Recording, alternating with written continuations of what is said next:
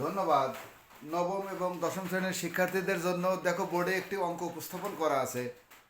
অঙ্কটি যদিও বড় মনে হচ্ছে, কিন্তু শর্ট প্রশ্ন আকারে আসবে, খুব বেশি বড় না।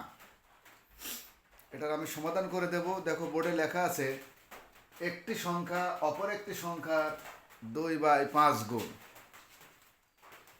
সংখ্যা দুটির সমষ্টি 98 হলে সংখ্যা দুটি নির্ণয় করো।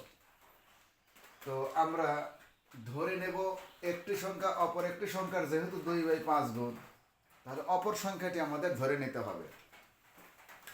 তাহলে সমাধান করি, লিখি ধরি অপর সংখ্যাটি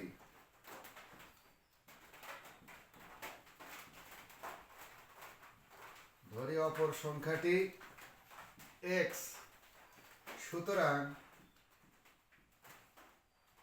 একটি সংখ্যা কত হবে? যেহেতু একটি সংখ্যা এত গুণ, তাহলে x এর 2/5 গুণ, অর্থাৎ 2x ডিভাইডেড 5। এখন প্রশ্ন হলো যে সংখ্যা দুটির সমষ্টি 98, অর্থাৎ এইটা এবং এইটা, এই দুইটার যোগফল কিন্তু 98। তাহলে কিন্তু আমরা লিখতে পারি শর্ত মতে x প্লাস 2x ডিভাইডেড 5, এটা ইকুয়াল কিন্তু 98, বা 5x প্লাস 2x, অর্থাৎ 5 লসাগু করেছি, direct 5x plus 2x equal 98, বা 7x ইকুয়াল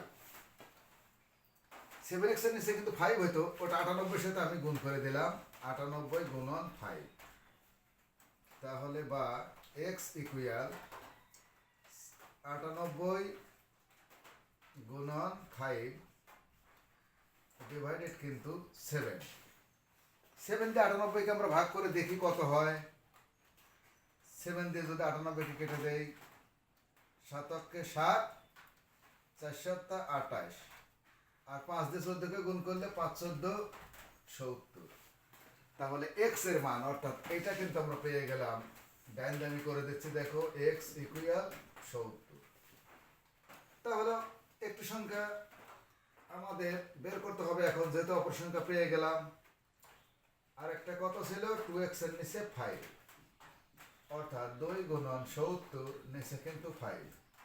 এটা যদি আমি কেটে দেই, 5 14 70, 14 2 গুণ 28। তাহলে এই 28 একটা সংখ্যা, 70 একটি সংখ্যা, এই দুটি সংখ্যা নির্ণয় হয়ে গেল। Thank you.